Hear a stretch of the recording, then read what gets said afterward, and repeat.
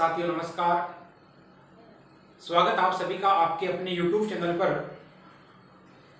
साथियों अपन आज organic chemistry में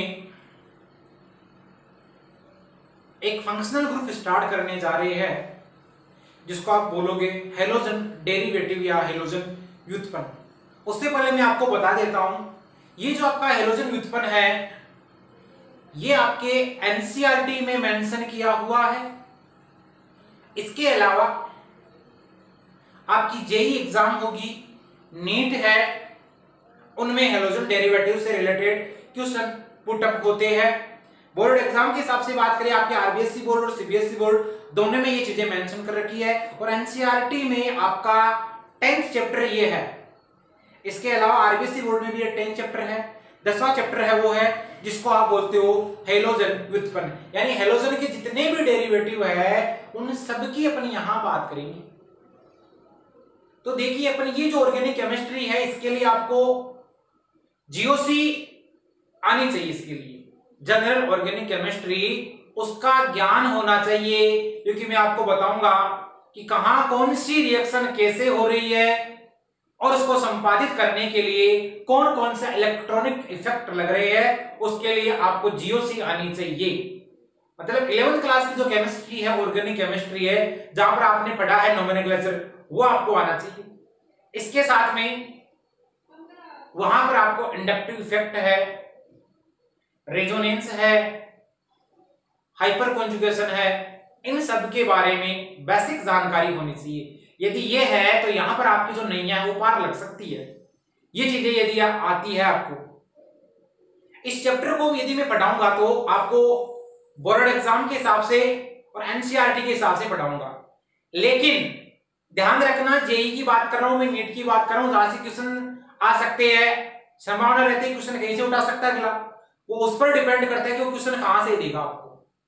वो क्वेश्चन आपको कहीं से दे सकता है और आपको उसके लिए उसके मैकेनिज्म आनी चाहिए। तो जहां पर मैकेनिज्म एनसीईआरटी में मेंशन की हुई है, आपके आरबीएसई बोर्ड में मेंशन की हुई है, वो मैकेनिज्म तो मैं बता दूंगा।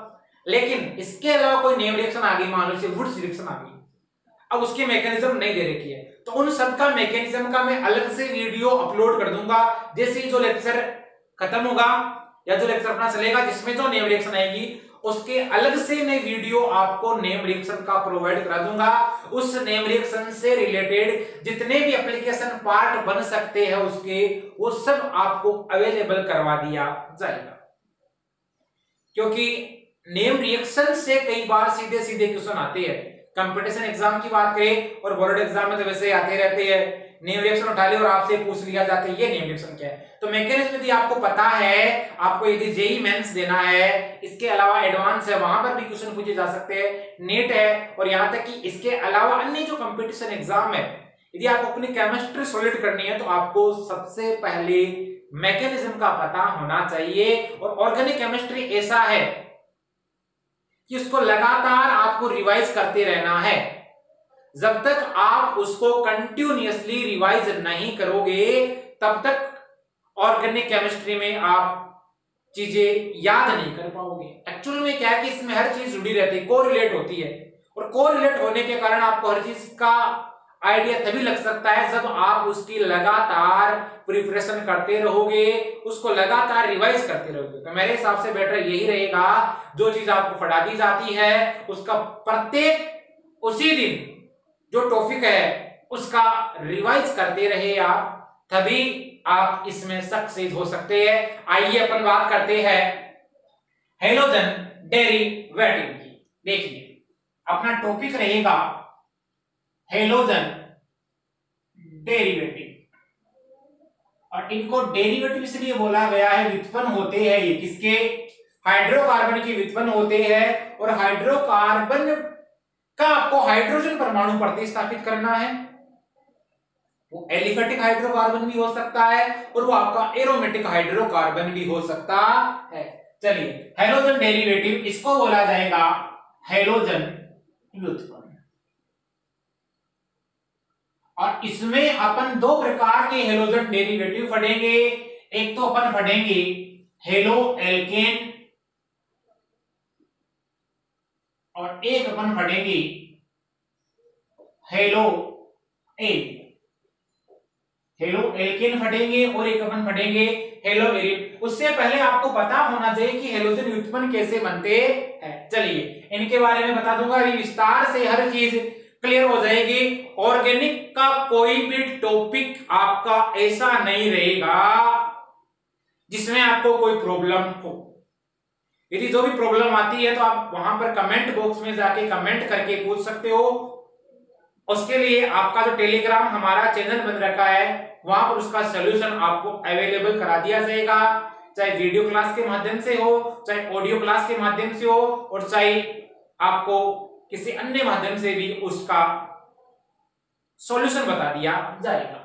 बात करने जा रहे अपन हेलोजन डेरिवेटिव क्या होते हैं। हेलो एल्केन और हेलो एरिन है, इन्हीं को बोला जाता है हेलोजन डेरिवेटिव या हेलोजन व्युत्पन्न। एक्चुअल में क्या करते हैं अपन ने, कोई हाइड्रोकार्बन लेते हैं। अब हाइड्रोकार्बन आप जानते हो क्या होते हैं, जैसे ये कोई एलिफेटिक हाइड्रोकार्बन है मेरे पास में, और एलिफेटिक हाइड्रोकार्बन इसको आप बोल दोगे ये हाइड्रो जो कार्बन आपको दिखाई दे रहा है ये कैसा हाइड्रोकार्बन है, सैचुरेटेड हाइड्रोकार्बन है। सैचुरेटेड का मीन्स हुआ संतृप्त हाइड्रोकार्बन, और इसको सैचुरेटेड कैसे बोला गया, तो आप हाइड्रोकार्बन में पढ़ते हो एक हाइड्रोकार्बन तो होता है सैचुरेटेड हाइड्रोकार्बन और दूसरे वाला होगा आपका अनसैचुरेटेड हाइड्रोकार्बन। इसका मीन्स ये होगा कार्बन कार्बन के मध्य केवल आपको एकल बंध या सिग्मा बॉन्ड देखने को मिलता है, उसी को आप बोलोगे सैचुरेटेड कार्बन। इसका आपने क्या किया, हाइड्रोजन का प्रतिस्थापन किया और किसी हेलोजन समूह के द्वारा, तो आपका क्या बन जाएगा, RX बन जाएगा। और ये जो RX बना है इसी को आप बोलते हो हेलो एल्केन।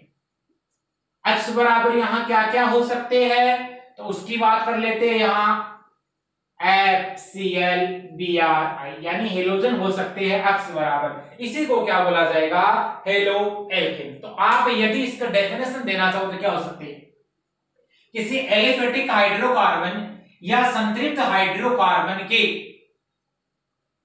हाइड्रोजन परमाणु का प्रतिस्थापन यदि किसी हेलोजन परमाणु द्वारा करवा दिया जाए तो उसे आप बोलते हो हेलो एल्केन।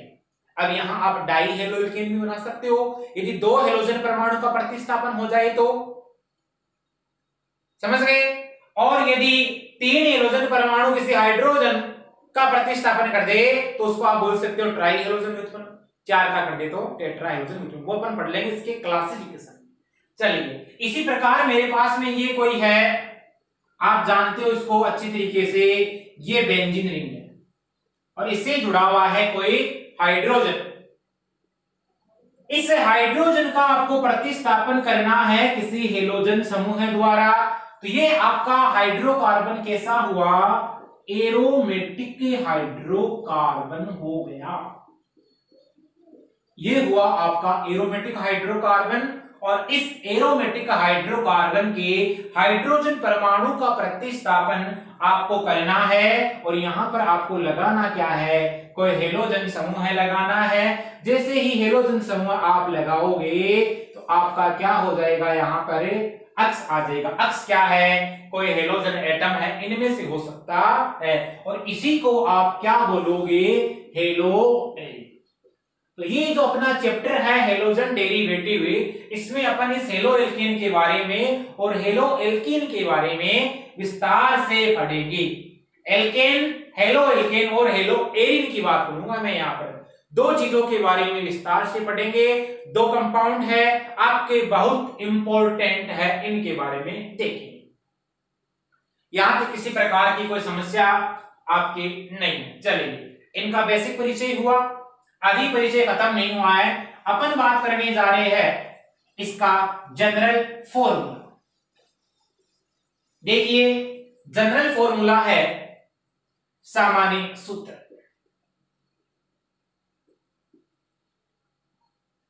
इसका जो सामान्य सूत्र होगा, हेलो एल्केन की बात कर रहा हूं, वो होगा आपका CnH2n+1 X। X बराबर यहां क्या हो सकता है आपका, वही चीज FClBr और I, इसका मतलब क्लोरीन, क्लोरीन, ब्रोमीन और आपका आयोडीन हो सकता है। और एन की वैल्यू यहां पर आपकी 1 2 3 4 इनमें से हो सकती है। चलिए एन का मान 1 रखे, देखिए एन का मान यदि आप 1 रखोगे तो C1 हो जाएगा, H2 into 1 plus 1 into X हो सकता है। X बराबर मान लिए मैंने Cl लिया, समझ गए मेरी बात को। उसके द्वारा क्या बनेगा, देखो आपका बन जाएगा 2 और 1 जुड़ जाएंगे, इसका मतलब बना आपका CH3Cl। बिल्कुल बेसिक से चल रहा हूं मैं, ये बन गया। n का मान आप रखो, 1 रखने पर n का मान आपको क्या रखना है, यहां 2 रखना है। n का मान 2 रखोगे C2H2 into 2 प्लस 1 X बराबर क्या है आपका Cl है। इसके द्वारा देखो 2 दूनी 4 हो गए, कितने हो गए 5 हो गए, C2H5 पे Cl। यहां तक समस्या नहीं होगी शायद किसी प्रकार की। देखो इसको बोला जाता है CH3Cl, ये मेथिल क्लोराइड है, तो इसका नाम आप एल्किल क्लोराइड की फॉर्म में लिख सकते हो। ये बन गया आपका मेथिल क्लोराइड। और ये क्या होता है, 2 कार्बन है, इसको आप क्या बोल सकते हो, एथिल क्लोराइड। चलिए ये तो हो गया इनका जनरल फॉर्मूला, इसका नाम कैसे लिखा जाता है उसके आधार पर। अब अपन बात करते हैं सबसे पहले इसकी क्लासिफिकेशन की, और क्लासिफिकेशन लेके चलेंगे और उसके बाद में अपन पढ़ेंगे इसके नोमेनक्लेचर के बारे में, वो सब चीजें आज के लेक्चर में होगी अपनी। अब अपन बात करेंगे क्लासिफिकेशन, वर्गीकरण। तो हेलो एल्केन की बात कर रहा हूं मैं केवल अभी। देखिए क्लासिफिकेशन, देखो इसका जो क्लासिफिकेशन है वो कई आधार पे किया जा सकता है, और उसी के आधार पर इनका नाम भी अलग अलग हो जाएगा। चलिए अपन बात करेंगे हेलोजन एटम की संख्या के आधार पर। सबसे पहला क्लासिफिकेशन है number of halogen atom, means halogen परमाणुओं की संख्या के आधार पर किस प्रकार हेलोजन को वर्गीकृत किया गया है उसकी बात करें। देखिए सबसे पहला classification, number of halogen atom. Halogen परमाणुओं की संख्या के आधार पर क्या क्या बोला जा सकता है उनकी बात कर लेते हैं। उनको बोला जा सकता है मोनो हेलोजन, कितने हेलोजन हो, यदि 1 हेलोजन हो। डाई हेलोजन की बात करेंगे, कितने हेलोजन हो, 2 हेलोजन हो। ट्राई हेलोजन की बात करेंगे, किसी कार्बन पर 3 हेलोजन एटम जुड़ी हुई है। और अपन बात करेंगे टेट्रा हेलोजन की, किसी कार्बन पर 4 हेलोजन एटम जुड़े हुए हैं। अब वो कैसे कैसे जुड़े हो सकते हैं, देखिए जैसे आपका हाइड्रोकार्बन है, सबसे सरलतम हाइड्रोकार्बन हुआ मेथेन। इसका मैंने क्या किया, एक हाइड्रोजन रिप्लेस किया। अपनी परिभाषा ये तो बोल रही थी कि हेलोजन परमाणु के द्वारा किसी हाइड्रोजन का प्रतिस्थापन होगा हाइड्रोकार्बन में, और उसके द्वारा आपके क्या बन जाएंगे, आपके हेलोजन व्युत्पन्न बन जाएंगे। चलिए एक हाइड्रोजन का प्रतिस्थापन किया और मैंने क्या लगा दिया, मान लो यहाँ Cl लगा दिया। Cl के लगाने पर आपका क्या होगा, यहाँ CH3Cl। समझ गए, ये जो बना इसको बोला जाता है मेथिल क्लोराइड। फिर क्या किया, एक हाइड्रोजन का प्रतिस्थापन कर दिया किसी क्लोरीन एटम के द्वारा, आपका बन गया CH2Cl2। इसको क्या बोलोगे, देखो ये CH2 समूह में होता है, मैं पहले भी बता चुका हूं, इसको बोला जाता है मेथिलीन। इसका नाम क्या हो जाएगा, मेथिलीन क्लोराइड। अब इसको आप डाईमेथिलीन भी बोल, सॉरी डाइक्लोराइड भी बोला जा सकता है, मेथिलीन डाइक्लोराइड। फिर क्या करोगे, एक हाइड्रोजन परमाणु का प्रतिस्थापन किसी एक हेलोजन द्वारा और करवा दोगे, आपका बन जाएगा CHCl3। इसको आप बोलोगे क्लोरोफॉर्म, और इसका यूज जानते हो बेहोशी उत्पन्न करने में और अनिश्चेतक के रूप में किया जाता है। अंत में क्या करोगे, एक हाइड्रोजन और बचा हुआ है तो इसका प्रतिस्थापन आप क्या कर दोगे, किसी क्लोरीन एटम द्वारा कर दोगे, आपका क्या बन जाएगा, CCl4 बन जाएगा। और इस CCl4 को आप बोलोगे कार्बन टेट्रा क्लोराइड। ये आपका हो गया कार्बन टेट्रा क्लोराइड। अब देखिए इसमें केवल एक हेलोजन परमाणु है, तो इसको आप बोलोगे मोनो हेलोजन। मोनो का मतलब कितने हेलोजन है? एक हेलोजन है। इसकी बात करेंगे, इसमें कितने हेलोजन एटम है? 2 हेलोजन एटम है, तो इसको आप बोल दोगे डाई हेलोजन। इसकी बात करेंगे, इसमें कितने हेलोजन एटम है? इसमें 3 हेलोजन एटम है, तो इसको आप क्या लिख दोगे? ट्राई हेलोजन बोला जा सकता है। और इसमें कितने हेलोजन एटम जुड़े हुए हैं? 4 हेलोजन एटम जुड़े हुए हैं, तो इसको आप बोल सकते हो टेट्रा हेलोजन। क्या बोला जा सकता है इसको? Tetra halogen. यहां पर किसी प्रकार की कोई समस्या नहीं है। ये क्लासिफिकेशन अपन ने पढ़ा number of halogen atom, halogen atom की संख्या के आधार पर। यदि आपसे आईपीसी नाम पूछे तो इन सब की मैं एक टेबल बना रहा हूं, समझ गए? उस टेबल से आपको प्रत्येक चीज और क्लियर हो जाएगी। सेम चीजें है, बस कुछ नहीं है। आपको केवल उसको याद करने का तरीका देखना है, उसको समझने का अंदाजा होना चाहिए। ऑर्गेनिक केमिस्ट्री ऐसी केमिस्ट्री है कि जिसमें आपको यदि समझ में आ गई कोई चीज, फिर कंसेप्ट क्लियर होनी चाहिए आपके, बस कुछ नहीं है इसमें। चलिए मैं बात करता हूं यहां पर मोनो हेलोजन लिख रहा हूं, यहां लिख रहा हूं मैं डाई हेलोजन, ट्राई हेलोजन, और आपका यहां क्या आ जाएगा? Tetra halogen. चलिए यहां पर मैंने लगाया सीरियल नंबर, लगा सकते हो आप, और कुछ भी इसको दे सकते हो। जैसे यहां बात करूंगा मैं फॉर्मूला, मोलिकुलर फॉर्मूला भी लिख सकता हूं मैं, और फॉर्मूला या आपका सूत्र क्या होगा? समझ गए? तो इसका सूत्र लिखोगे आप, तो क्या लिखोगे? देखिए मोनो हेलोजन व्युत्पन्न, सबसे पहले अपन ने क्या किया था? एक मेथेन था, उसके एक हाइड्रोजन का निष्कासन किया था, किसके द्वारा? एक क्लोरीन एटम के द्वारा। क्या बना था? CH3Cl। यहां डाई हेलोजन, इसका मतलब एक हाइड्रोजन और हटा, क्या बन गया? CH2Cl2। यहां ट्राई हेलोजन, इसका मतलब क्या हो जाएगा? CH3Cl3, और यहां क्या हो जाएगा? CCl4। ये दोस्तों यहां पर हो गए इनके फॉर्मूलाज। चलिए बात करते हैं इनके जनरल नेम की।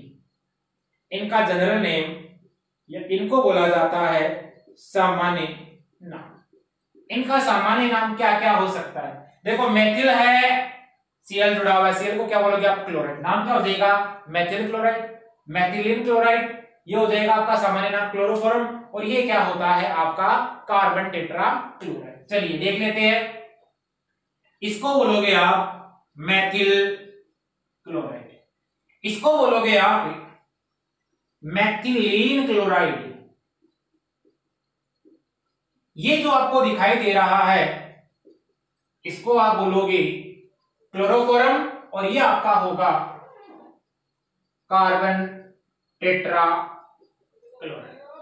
इसको पाइरीन भी कहा जाता है। जो आपका कार्बन टेट्रा क्लोराइड होता है, इस कार्बन टेट्रा क्लोराइड को बोला जाता है पाइरीन।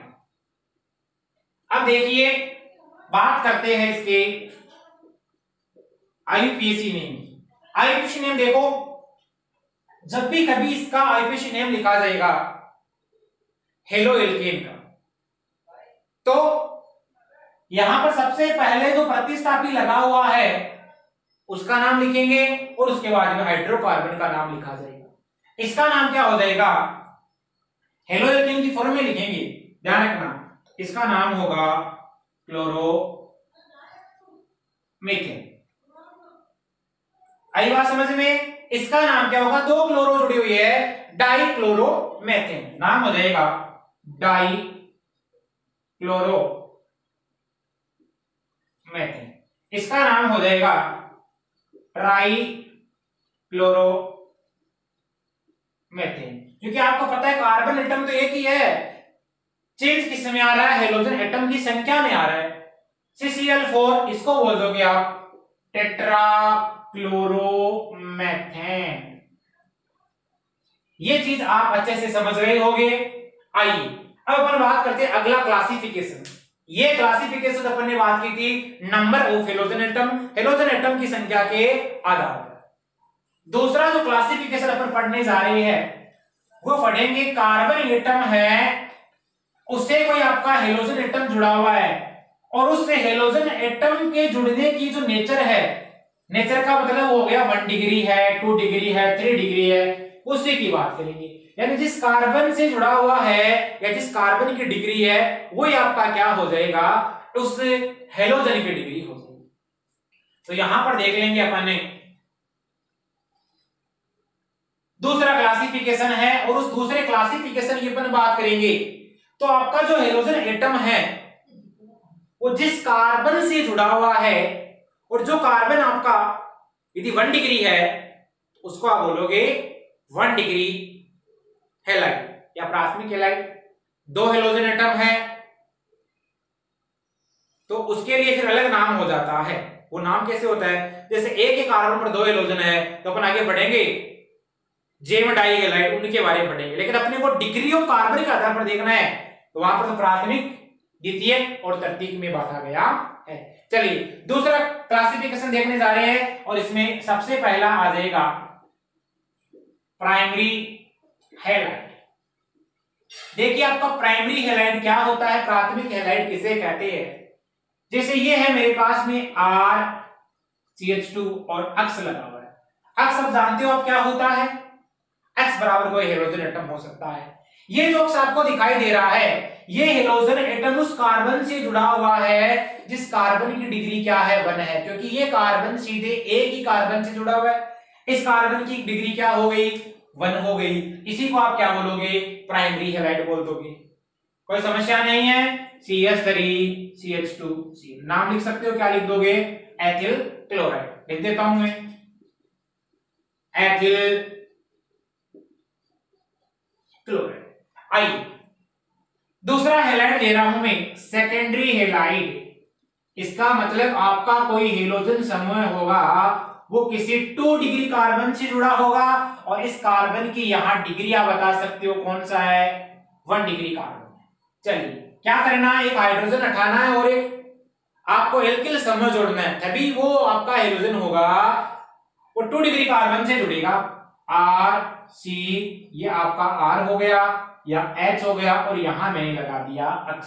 अब देखो इस हेलोजन एटम की नेचर देखो, ये हेलोजन एटम है उस कार्बन से जुड़ा हुआ है जिसकी डिग्री क्या है 2 है। इसको द्वितीय कार्बन क्यों बोला गया, द्वितीय कार्बन इसलिए बोला गया क्योंकि ये जो कार्बन आपको दिखाई दे रहा है वो अन्य 2 कार्बन से सीधा जुड़ा हुआ है, इसलिए इसको बोला जाएगा सेकेंडरी हैलाइड या आपका द्वितीयक हैलाइड। चलिए इसका सेम एग्जांपल कर लेते हैं, जैसे ये है CH3 CH Cl CH3। कोई दिक्कत है किसी प्रकार की, देखो ये जो ग्रुप होता है 2 नंबर कार्बन एटम पे आपको वैलेंसी फ्री दिखाई दे और उससे कोई मिथाइल समूह जुड़ा हुआ है इधर, ये उसको बोला जाता है आइसो। उस ग्रुप को क्या बोलोगे आप, आइसो। इसका नाम क्या होगा, आइसोप्रोपिल। आई बात समझ में, 1 2 3 कार्बन है, क्लोराइड हो जाएगा। आईपीएस नाम लिख सकते हो, देखो 1 2 3 2 क्लोरो, 3 कार्बन है, क्या हो जाएगा, प्रोपेन। आईपीएस नाम 2 क्लोरो प्रोपेन। कोई समस्या नहीं है। चलिए आइए तीसरे की बात करेंगे अपन, tertiary halide. Tertiary halide means क्या हुआ, ये कोई आपके 3 एल्किल समूह है और इस कार्बन से जुड़े हैं और वो कार्बन किसी हेलोजन एटम से जुड़ा हुआ है। तो यहां पर हेलोजन एटम जिस कार्बन से जुड़ा हुआ है उस कार्बन की डिग्री क्या है, आपको क्या दिखाई दे रही है, उस कार्बन की डिग्री 3 डिग्री कार्बन हो गया। ये हो गया आपका 3 डिग्री कार्बन और यहां जब आप देखोगे तो आपको मिलेगा 2 डिग्री कार्बन और 3 डिग्री कार्बन से कोई हेलोजन एटम जुड़ा हुआ है उसको आप क्या बोल दोगे, टर्सरी हैलाइड या तृतीयक हैलाइड बोल देते हो। इसका एग्जाम्पल करते हैं, जैसे CH3 यानी 3 मिथाइल समूह कार्बन से जुड़े हुए हैं और वहां से क्या जुड़ा हुआ है, एक आपका क्लोरीन जुड़ा हुआ है।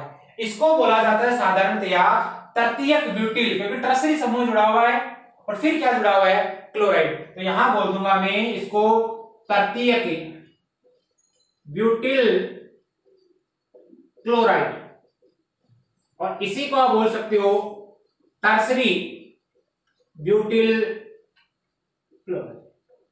चलिए बात करते हैं इसके आईयूपीएसी नेम की। इसका आईयूपीएसी नाम कैसे लिखा जाएगा? सबसे पहले आपको लंबी कार्बन चेन का चयन करना है। ये मैंने लंबी कार्बन चेन मान ली। अब आपको पता है इसमें प्रतिस्थापी कौन कौन से है।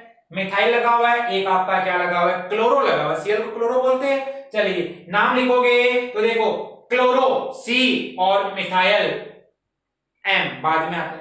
तो क्लोरो का नाम पहले लिखा जाएगा। क्या लिखोगे? 2 क्लोरो 2 मिथाइल प्रोपेन। नाम क्या होगा? 2 क्लोरो 2 मेथिल। जब भी नाम लिखो कोशिश आप तो ये करना एक ही लाइन में आने चाहिए। अब मेरे पास यहां जगह नहीं है तो मैं नीचे लिख देता हूं। इसके अलावा हाइफन आता है 2 क्लोरो 2 मिथाइल प्रोपेन। यहां पर किसी प्रकार की कोई समस्या नहीं है। ये अपन दूसरा क्लासिफिकेशन पढ़ लिया। आइए देखते हैं तीसरा क्लासिफिकेशन। अब यहां पर जो हेलोजन एटम है वो कौन से कार्बन से जुड़ा हुआ है उसके आधार पर अलग अलग प्रकार से इसको डिवाइड किया गया है। आइए देखते हैं। तीसरा जो क्लासिफिकेशन है आपका उसको बोलोगे आप एलाइलिक हेलाइड। Allylic halide. अब देखो एलाइलिक हेलाइड है, उससे पहले आपको पता होना चाहिए कि एलाइलिक कार्बन क्या होता है।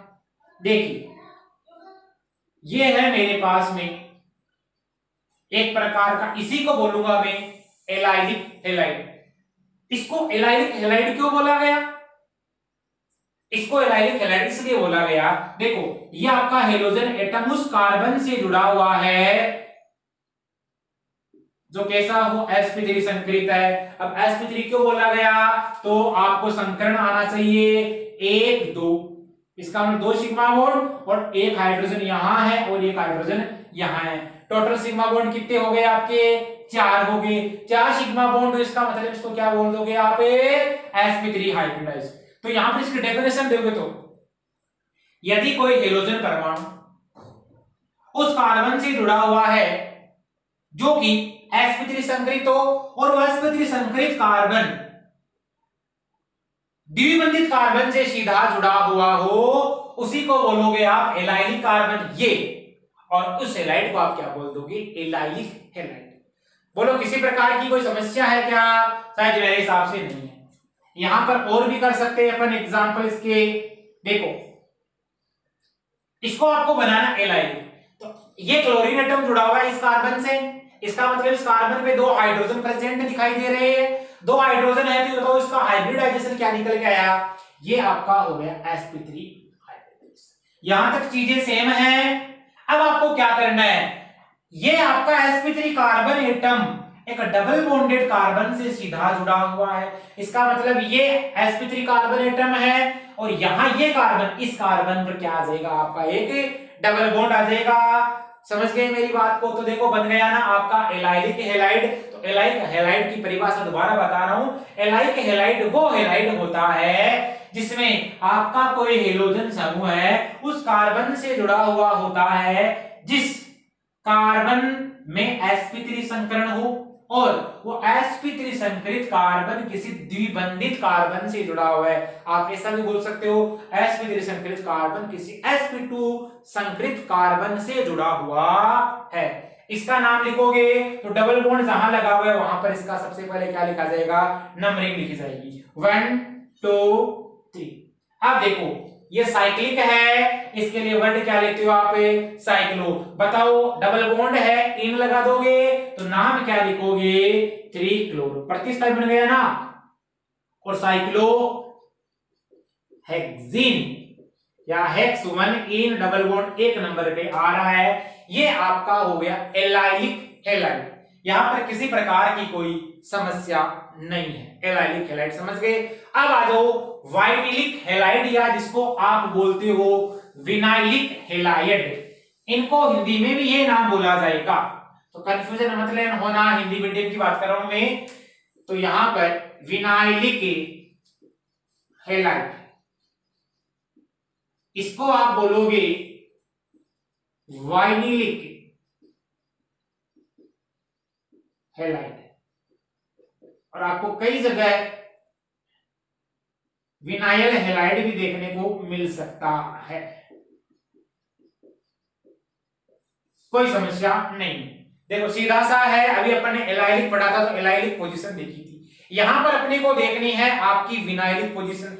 विनाइलिक पोजीशन क्या होगी, ये द्विबंधित कार्बन है और उसी से सीधा हेलोजन एटम जुड़ा हुआ है, समझना मेरी बात। यदि किसी द्विबंधित कार्बन से, इसका मतलब इस कार्बन का आप हाइब्रिडाइजेशन निकालोगे तो sp2 आएगा, समझ गए।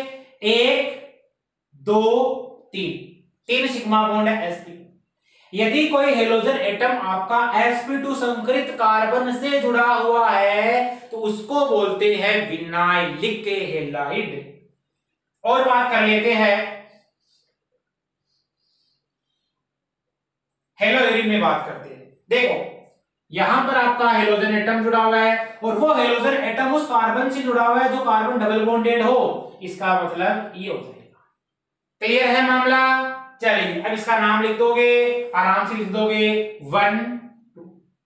क्या है, 2 नंबर पे आपका आ गया कोई प्रतिस्थापी, और प्रतिस्थापी कौन सा है, Cl। Cl को क्या बोलोगे, क्लोरो, ये हो जाएगा आपका 2 chloro cyclo hexyne, 2 chloro cyclo hexyne. ये चीज समझ गए। ये तो अपन ने बात की थी विनाइलिक हैलाइड की। अब बात करते हैं अपन बेंजाइलिक हैलाइड। 5 नंबर का हैलाइड कौन सा होगा उसकी बात करते हैं। देखिए अब आएगा अपना बेंजाइलिक हैलाइड। इसको बेंजाइलिक भी कहते हैं और इसको बेंजिल हैलाइड भी कहा जाता है। अब बेंजिल हैलाइड क्या होता है, ये देखो, ये कोई बेंजीन रिंग है आपकी और इस बेंजीन रिंग से आपका कोई जुड़ा हुआ है CH2 ग्रुप, इसको बोला जाता है बेंजिल। इस ग्रुप को क्या बोला जाता है, बेंजिल। एक बेंजल भी होता है, एक हाइड्रोजन और हटाओगे फिर बेंजो भी बनता है। ये आपने जीओसी जनरल ऑर्गेनिक केमिस्ट्री में पढ़ रखा होगा। इससे मैंने जोड़ दिया कोई हेलोजन एटम जोड़ दिया। क्या जोड़ा मैंने, हेलोजन एटम जोड़ दिया। ठीक है, किसी प्रकार की कोई समस्या नहीं है। आइए देखते हैं। देखिए ये आपका जो क्लोरीन एटम है sp3 कार्बन से जुड़ा हुआ है और वो sp3 कार्बन सीधा किसी एरोमेटिक वलय से जुड़ा हुआ है, कोई बेंजीन रिंग से जुड़ा हुआ है। तो परिभाषा क्या लिखोगे, यदि कोई हेलोजन परमाणु सीधा sp3 संकरित कार्बन से जुड़ा हुआ हो और वह sp3 संकरित कार्बन किसी एरोमेटिक वलय से या बेंजीन वलय से सीधा जुड़ा हुआ हो तो उसे आप क्या बोलते हो, बेंजिल हैलाइड बोल सकते। आपका बेंजिल हैलाइड ये भी हो सकता है क्या,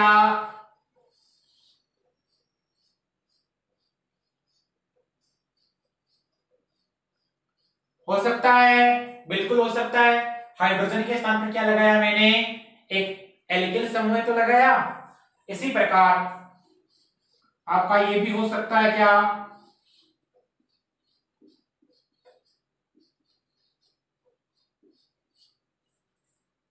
समझ गए मेरी बात को।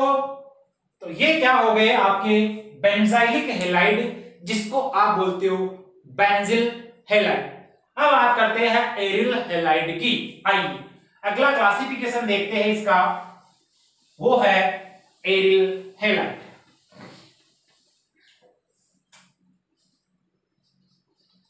एरिल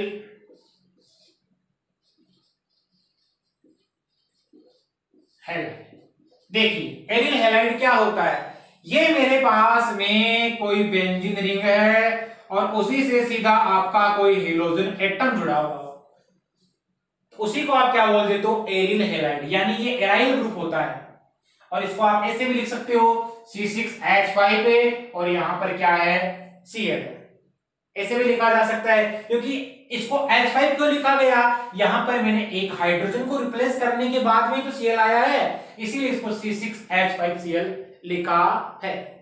यहां पर कोई समस्या नहीं है। इसका नाम लिखोगे आप तो क्या लिख दोगे? क्लोरोबेंजीन।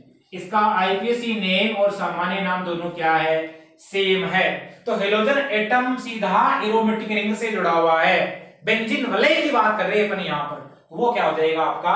एरिल हेलाइड हो जाएगा। यहां पर कोई समस्या नहीं है। चलिए फिर नोट में आपको ये भी देखना है, कई जगह आप पढ़ते हो विस डाई हेलाइड का निर्माण करना, जेम डाई हेलाइड का निर्माण करना, और ये आपने हाइड्रोकार्बन में पढ़ भी रखा है 11th क्लास में, अच्छे से पढ़ रखा है, लेकिन फिर भी अपन बता देते हैं। देखो एक होता है आपका जेम डाई हेलाइड, देखो जेम डाई हेलाइड, और एक होता है विस डाई हेलाइड। तो जेम डाई हेलाइड होता है, इसका मतलब आप डाई हेलोजन की बात कर रहे हैं, और डाई हेलोजन की जहां अपन बात करेंगे वहां पर इसको डाई हेलो एल्केन बोला जा सकता है। क्या बोला जा सकता है? Die halo alkane. इसका मतलब कार्बन पे कितने हेलोजन उपस्थित है? 2 हेलोजन उपस्थित है। अब देखो इसको एल्किल डाई हेलाइड भी आप बोल सकते हो। बात करने जा रहे हैं जेम डाई हेलाइड। इस जेम डाई हेलाइड को बोला जाता है एल्किलिडीन डाई हेलाइड। क्या बोल सकते हो आप? एल्किलिडीन डाई हेलाइड। इसको बोला जा सकता है एल्किलिडीन हेलाइड भी आप कह सकते हो। होता क्या है यहां पर आपका, जैसे ये कोई कंपाउंड है, मान लो RCH3, समझ गए? इसका मतलब RCH3 का मतलब आप जानते हो क्या होगा? कोई एल्किल समूह है, इसका मतलब एथेन हो सकता है क्या CH3 लगाती? चलिए यहां पर 2 हाइड्रोजन को आपका प्रतिस्थापन करना है, किसके द्वारा? 2 क्लोरीन के द्वारा। किया आपने प्रतिस्थापन, क्या बना? RCHCl। मीन्स क्या निकाला आपने? यदि एक ही कार्बन पर 2 हेलोजन उपस्थित हो, उसी को आप क्या बोलोगे? Gem dihalide. क्या बोल दोगे इसको? Gem dihalide. यानी कि एक ही कार्बन पर 2 हेलोजन समूह उपस्थित होंगे तो जेम डाई हेलाइड बोल देंगे, और CH3 CHCl। अब इसका नाम लिखिएगा आईपीसी। तो देखो सबसे पहले नंबरिंग इधर से करेंगे, क्योंकि यहां पर आपके कोई प्रतिस्थापी जुड़े हुए हैं, तो 1 और मैंने यहां क्या लगाया? 2 लगा दिया। ठीक है, 1 नंबर पे आपका क्लोरीन एटम इधर है, क्लोरीन एटम है, 2 क्लोरीन एटम है, इसका मतलब प्रतिस्थापी के रूप में क्लोरो लगाएंगे। और 1 पोजीशन पे है, सबसे पहले नाम 1,1। प्रतिस्थापी कौन है? क्लोरो। क्लोरो कितने हैं? 2 है, तो क्या लगा दोगे? 1,1 डाई क्लोरो। अब कितने कार्बन की चेन है? 1 2, क्या लिख दोगे? इथेन लिखा जा सकता है। चलिए ये अपन ने बात की जेम डाई हेलाइड, इसको बोला जाता है एल्किलिडीन हेलाइड। आइए अब देखते हैं अपन विसिनल या विस डाई हेलाइड भी जिनको कहते हैं। इसी में है विसिनल या विस डाई हेलाइड। विस डाई हेलाइड या विसिनल डाई हेलाइड क्या होता है? देखिए यदि तो निकटवर्ती कार्बन पर कोई हेलोजन एटम प्रेजेंट है तो उसी को आप बोलोगे विस या विसिनल डाई हेलाइड। वो कैसे? ये आपका कोई हाइड्रोकार्बन है और इस हाइड्रोकार्बन का मैंने 2 हाइड्रोजन का प्रतिस्थापन किया, किसके द्वारा? 2 क्लोरीन एटम के द्वारा। अब वो कहां कहां लगे हो सकते हैं उसकी बात करेंगे। चलिए इसको ऐसे लिखा जा सकता है क्या?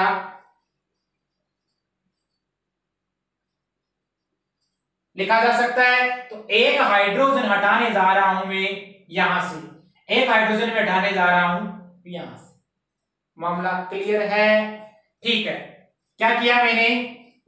CH3, इसका एक हाइड्रोजन हटाया, एक हाइड्रोजन हटाने पर यहां Cl लगा दिया, इधर भी एक हाइड्रोजन हटा के क्या लगा दिया? Cl लगा दिया। ऐसे भी तो हो सकता था ये CH3 CH3, यहां पर अपन ने क्या किया, 2 हाइड्रोजन हटाए और 2 क्लोरीन एटम जोड़े, क्या बन गया आपका CH2 और CH2, और यहां लगाना क्या है Cl, और यहां क्या लगाना है आपका Cl लगाना है। कोई दिक्कत नहीं है। इसी को बोला जाता है विस डाई हेलाइड या विसिनल हेलाइड, यानी 2 निकटवर्ती कार्बन, जिसको आप बोल सकते हो 1,2 कार्बन, उस पर उपस्थित हेलोजन एटम हो तो उसी को आप क्या बोलोगे, विसिनल या आपका विस डाई हेलाइड। किसी प्रकार की कोई प्रॉब्लम नहीं है। नाम लिखोगे तो देखो क्लोरीन एटम यहां है और यहां है, इसका मतलब 1,2 पोजीशन पे है। नाम लिख दो 1,2 डाई क्लोरो, डाई 2 कार्बन है और 2 कार्बन को क्या लिखते हो आप, एथेन, क्या लिख दोगे एथेन। ठीक है। इसी प्रकार देखिए यहां पर 1 और 2 पे क्या आ रहा है आपका, कोई हेलोजन एटम आ रहा है, तो 1,2 डाइक्लोरो, और 3 कार्बन की चेन है ही, क्या लिख दोगे। तो ये अपन ने बात की क्लासिफिकेशन की, इसके वर्गीकरण की। वर्गीकरण अपन किस आधार पर करेंगे उसकी अपन ने बात की है। आइए अब क्लासिफिकेशन के बाद अपन देखते हैं कार्बन और हेलोजन के बीच में जो बॉन्ड होता है उस बॉन्ड की नेचर कैसी होती है, उस नेचर की बात करते हैं। देखिए हेडिंग लगाइए आप सभी, nature of carbon halogen bond. Nature of CX bond, CX bond की प्रकृति। उससे पहले आप यहां पर लिख सकते हो orbital diagram of, orbital diagram of क्या, CH3 Cl मैथिल क्लोराइड। देखिए कार्बन जानते हो, इसका इलेक्ट्रॉनिक विन्यास लिखोगे 1s2 2s2 2p, लिख सकते हो। इसका मतलब इसका एक पी कक्षक खाली रह गया। अतिव्यापन में कौन भाग लेगा, पी कक्षक भाग लेगा। क्लोरीन की बात करते हैं तो यहां पर 1s2 2s2 2p6 3s2, और क्लोरीन के लिए जेड कितना होगा आपका, होता है 17 होता है। तो देखो 2 4 10 12, और यहां पर कितने आ जाएंगे आपके 5 17। इसका मतलब इसका भी पी कक्षक अतिव्यापन में भाग लेगा और इस वाले का भी पी कक्षक किसमें भाग लेगा, अतिव्यापन में भाग लेता है। नो प्रॉब्लम, ठीक है। हाइड्रोजन जानते हो अब क्या होता है आपका 1s1 होता है। अब देखो आपका यहां कार्बन एटम होगा और यहां 3 हाइड्रोजन जुड़े हुए हैं, इसका पी कक्षक, इसका पी ऑर्बिटल और इसका पी ऑर्बिटल। हाइड्रोजन है उसकी शेप कैसे होती है, गोलाकार होती है। यहां पर हाइड्रोजन की शेप गोलाकार होगी और यहां भी कैसी होती है, गोलाकार या स्फेरिकल होती है। एक हेलोजन एटम जुड़ा हुआ है, क्योंकि अपन एल्किल हैलाइड की बात कर रहे हैं, तो हेलोजन एटम आपका यहां होगा। और देखो इसकी लोब ये, समझ गए, और इसकी जो लोब होगी, जो काली होगी वो यहां, तो यहां क्या है आपका, कोई Cl है। आप इसको ऐसे भी दर्शा सकते हो, पूरी लोब दर्शा सकते हो, पूरी लोब को भी दर्शा सकते हो। यहां क्या जुड़ा हुआ है, Cl। अब इन दोनों के मध्य यहां अतिव्यापन हो रहा है, अतिव्यापन यहां भी हो रहा है, ओवरलैपिंग अतिव्यापन यहां भी हो रहा है। यहां पर देखो अतिव्यापन जो हो रहा है, इस अतिव्यापन को बोला जाता है sp3p अतिव्यापन, sp3p अतिव्यापन या ओवरलैपिंग। sp3 क्यों बोला गया, क्योंकि इसका हाइब्रिडाइजेशन आया वो sp3 आएगा निकल के। 4 सिग्मा बॉन्ड है, तो 4 सिग्मा बॉन्ड होने के कारण इसका हाइब्रिडाइजेशन निकल के आपका आया sp3, और p कक्षक आपका अतिव्यापन में भाग ले रहा है, तो sp3p अतिव्यापन हो जाएगा। किसी प्रकार की दिक्कत नहीं है, ठीक है। आइए आगे देखिए, आपको दिखाई दे रहा है जैसे ये कार्बन है और इस कार्बन से जुड़ा हुआ है आपका हेलोजन एटम।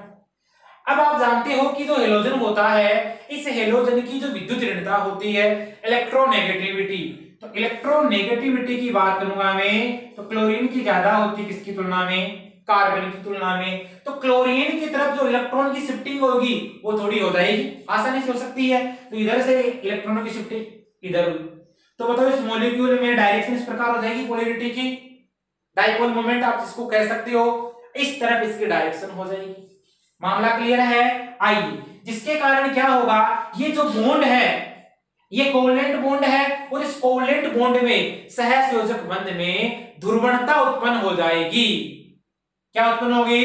ध्रुवणता, यानी पोलर नेचर जिसको आप कह सकते हो। समझ गए मेरी बात को? तो ये जो बॉन्ड बना, ये covalent bond in polar nature, polar प्रकृति का आपका बन गया कोवलेंट बॉन्ड। यहां आप बोल सकते हो इसको covalent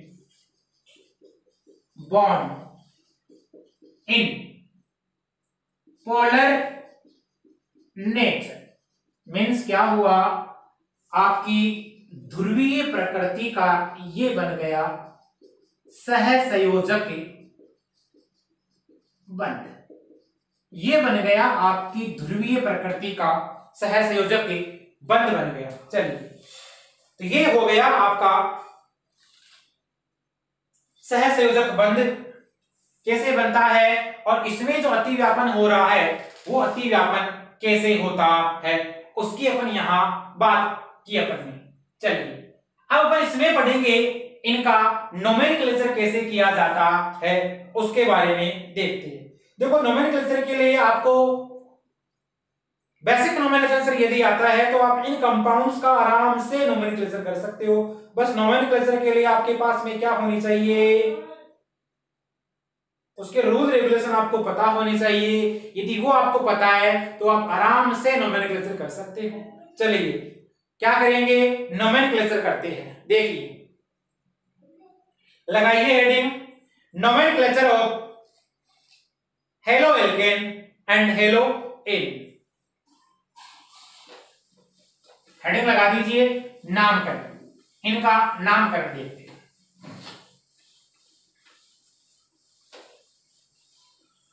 nomenclature of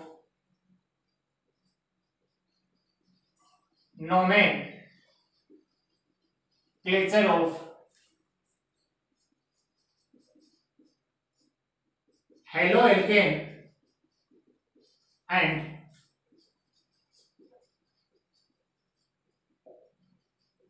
hello L. देखिए, साधारण नाम आप सब जानते हो, तो यदि नाम लिखे सामान्य नाम किसका, हेलो एल्केन का, क्या लिख दोगे, एल्किल हैलाइड की फॉर्म में लिखा जाता है, एल्किल हैलाइड की फॉर्म में लिखोगे हमेशा। जैसे यहां दे रखा है आपको CH3Cl, नाम क्या हो जाएगा, एल्किल मतलब मिथाइल बोल सकते हैं इसको, इसका नाम आप लिख दोगे मेथिल क्लोराइड। इसी प्रकार बात करेंगे CH2Cl2, तो नाम लिख दोगे, क्या हो जाएगा, ये हो जाएगा आपका, देखो मेथिलीन क्लोराइड हो सकता है इसका, है ना। तो यदि आपको दे रखा हो CH3CH2Cl दे रखा हो, क्या कर दोगे, एथिल क्लोराइड कर दोगे। खूब है।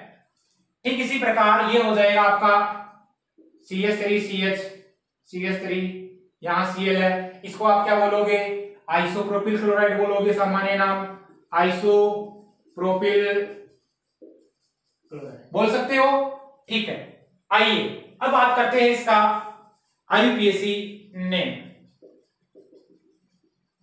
देखिए, IUPAC नेम के लिए इसको हेलो एल्केन ही लिखा जाता है। हेलो एल्केन कैसे,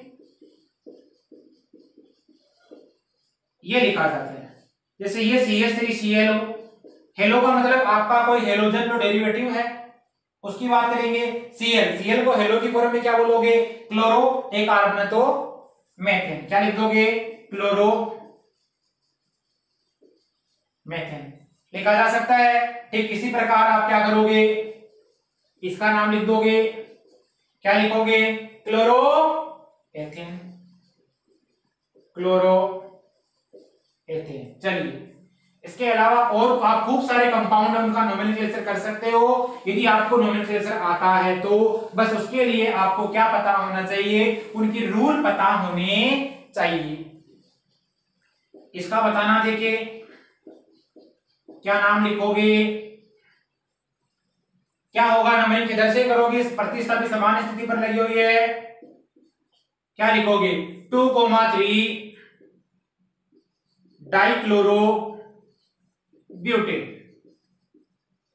लिखा जा सकता है। इसी प्रकार यदि यहां पर मेरे पास में एक Cl हो, एक मेरे पास में Br हो और यहाँ CH3 हो, अब क्या करोगे, नाम लिखोगे तो इसको तो बोलोगे आप क्लोरो, इसको बोलोगे आप ब्रोमो। अल्फाबेट का रूल लगाओगे, अल्फाबेट में देखते हो तो ब्रोमो पहले आता है, बी पहला आएगा और सी बाद में आएगा। तो इधर से करोगे नंबरिंग 1 2 3 4, क्या लिख दोगे 2 ब्रोमो 3 क्लोरो और आपका क्या हो जाएगा यहाँ ब्यूटेन। इसी प्रकार की समस्या नहीं है। चलिए आइए आगे आओ। अब देखिए, जैसे मेरे पास में ये है बेंजीन रिंग और इसे मैंने जोड़ दिया एक हेलोजन एटम, इसको क्या बोलोगे, इसको आप बोलते हो क्लोरोबेंजीन। इसका आईपीसी नाम यही होगा, इसका कॉमन नेम जिसको आप बोलते हो सामान्य नाम, और आईपीसी यदि बोलोगे तो इसका आईपीसी भी यही होगा। अब देखो, यदि यहां पर बेंजीन पे मैंने 1,2, इसको आप बोलते हो ऑर्थो पोजीशन, आप बोल सकते हो ऑर्थो डाइक्लोरो बेंजीन। क्लोरीन कितने हैं, 2 है, इसको बोला जाएगा ऑर्थो डाइक्लोरो बेंजीन। समझ गए। चलिए, इसका यदि आईपीसी नाम लिखोगे तो पोजीशन कौन सी हो गई, 1,2 पोजीशन हो गई। 1,2 पोजीशन को क्या लिखोगे 1,2 डाइक्लोरो और आपकी ये है क्या बेंजीन। तो 1,2 डाइक्लोरो बेंजीन लिखा जा सकता है। ठीक इसी प्रकार क्या कर दोगे, ये देखो ऑर्थो पोजीशन हो गई और इसको ये पोजीशन कौन सी होगी आपकी 1,3, इसको बोलोगे आप मेटा पोजीशन बोलोगे। तो क्या लिख दोगे मेटा डाइक्लोरो बेंजीन। किसी प्रकार की समस्या नहीं है, मेटा डाइक्लोरो बेंजीन हो गया। आईपीसी नाम लिखोगे तो 1 पे और 3 पे लगा देखो 1 2 3 1,3 डाइक्लोरो बेंजीन लिख दोगे 1,3 डाइक्लोरो बेंजीन। आईपीसी में आपको पोजीशन बतानी होती है कौन कौन सी पोजीशन पे लगा हुआ है। चलिए, इसी प्रकार क्या है, जिसे 1 और 4 पे क्या लगा हुआ है, कोई हेलोजन एटम लगा हुआ है। आईपीसी नाम लिखोगे तो मेटा डाइक्लोरो बेंजीन। समझ गए, इसको क्या लिख दोगे मेटा डाइक्लोरो बेंजीन बोल सकते हैं। मेटा पोजीशन पे है तो मेटा डाइक्लोरो बेंजीन बोल सकते हो। बीआर लगा हुआ हो तो क्या बोल सकते हो ब्रोमो बेंजीन बोल सकते हो। आई लगा हो तो क्या बोल सकते हो आइडो बेंजीन बोल सकते हो। ये क्या हो गई आपकी मेटा पोजीशन पे लगा हुआ। चलिए, आईपीसी नाम लिख लो सीधे 1,4 डाइक्लोरो बेंजीन। क्या हो जाएगा आईपीसी नाम 1,4 डाइक्लोरो बेंजीन हो जाएगा। यहां तक समझ गए। किसी प्रकार की कोई समस्या है, एक बार दोबारा देख लीजिए किस प्रकार मैंने नामकरण किया है हेलो एल्केन का और इसका। चलो, यदि यहां पर बहुत सारे यदि हेलोजन आ जाएंगे तो हिसाब से हो जाएगा पोजीशन दर्शानी है आपको, और फिर आपको क्या बताना है, जो जहां लगा हुआ है वो चीज बतानी है। तो यहां पर तक जितना अपन ने पढ़ा है इसमें किसी प्रकार की शायद कोई समस्या नहीं है आपकी। अपन इसके आगे पढ़ेंगे ऑर्गेनिक केमिस्ट्री में। देखो, जब भी कभी कोई फंक्शनल ग्रुप पढ़ा जाता है, ध्यान रखना क्रियात्मक समूह के बारे में अध्ययन किया जाता है, सबसे पहले उसका अपन पढ़ते हैं सामान्य परिचय। अब सामान्य परिचय का ये क्लासिफिकेशन है, उसका नामकरण कैसे किया जाता है, उसकी नेचर कैसी है, उसके बारे में। अब अपने पास में जो भी आएगी वो आएगी इसको बनाने की विधियां, इसको कैसे बनाते हैं, चाहे वो लेबोरेटरी में हो चाहे अपन कृत्रिम रूप से संश्लेषित करें इसको।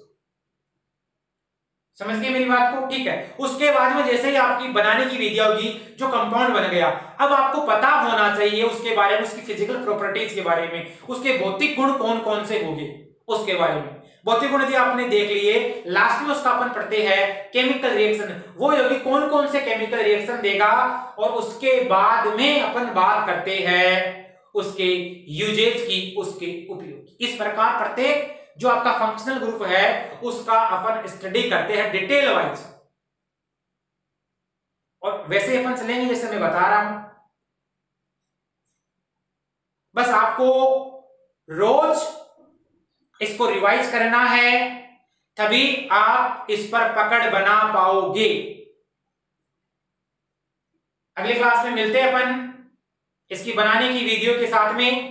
दोस्तों यदि वीडियो क्लास पसंद आ रही है तो अपने यार दोस्तों में इसको अधिक से अधिक शेयर करें, और यदि अभी तक आपने इस चैनल को सब्सक्राइब नहीं किया है तो कृपया बेल आइकन को दबाइए और चैनल को सब्सक्राइब कीजिए। इसके अलावा टेलीग्राम चैनल है, उससे आप डायरेक्ट जाकर जुड़ सकते हो, डिस्क्रिप्शन बॉक्स में लिंक दे रखा है, या आप गूगल प्ले स्टोर पे जाइए, वहां से टेलीग्राम को डाउनलोड कीजिए। एक ऐप होगा एंड्रॉइड ऐप, उसको डाउनलोड कीजिए, सर्च बार में जाइए और वहां पर लगा लीजिए आप लोनिया केमिस्ट्री क्लासेस, वहां पर आएगा, उसको ज्वाइन कर लीजिए। वहां पर आपको इसके नोट्स इससे रिलेटेड है, पीडीएफ्स वगैरह है, इससे रिलेटेड प्रॉब्लम्स है और सॉल्यूशंस है, वो सब अवेलेबल होता रहेगा। थैंक्स।